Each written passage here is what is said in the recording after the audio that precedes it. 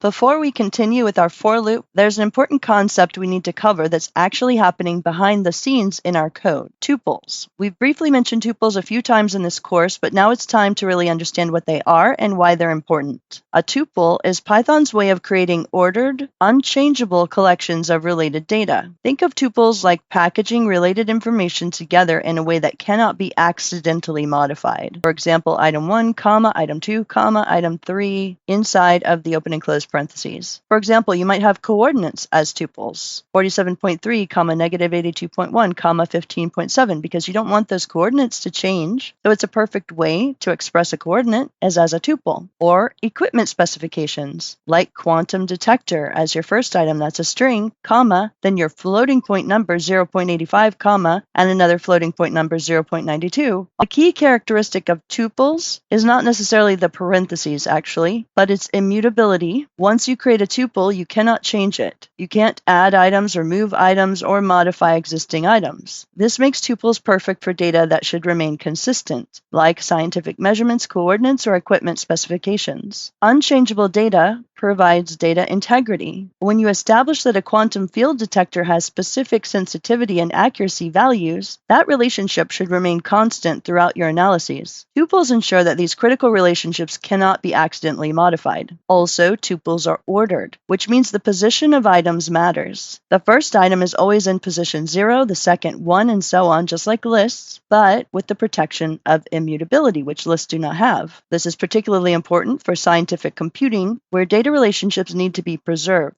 Once you establish the coordinate pairs, equipment specifications, or measurement relationships, tuples ensure they stay exactly as intended throughout your program's execution. So like I said, not parentheses earlier. The interesting point is that the parentheses are not actually required to create a tuple. It's actually the comma that makes it a tuple. You can write x comma y comma z equals 1 comma 2 comma 3, and Python creates tuples automatically. The parentheses are often added for clarity, but the comma is what Python uses to recognize tuple creation. That's why a single item tuple requires a trailing comma. So you can have in parentheses just one number, like 42, and it's not a tuple unless you add a comma at the end, the trailing comma. Then it becomes a tuple. Without the comma, Python sees 42 as just parentheses around a number, not a tuple, but the comma tells Python this is a tuple with one item, so it's immutable, unchangeable, and it should be used like a tuple. This comma-based syntax is what enables tuple unpacking and multiple assignment. When you see equipment comma specs in our for loop,